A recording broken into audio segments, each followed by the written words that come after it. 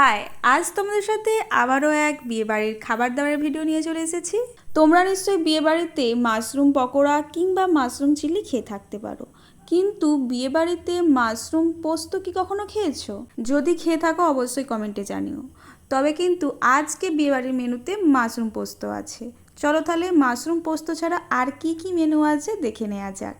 Salad, sauce এগুলো বাদ দিয়ে প্রথমেই ছিল ভেজিটেবল কাটলেট, এরপর ছিল পোলাও, সঙ্গে ছিল মাশরুম পোস্ত, এরপর ছিল সাদা ভাত, মিক্সড ডাল, মিক্স সবজি আর এঁচোড় চিল্লি।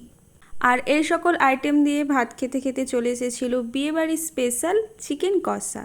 চিকেন কষা দিয়ে জমিয়ে ভাত খাওয়ার পর ছিল আম তেঁতুলের চাটনি।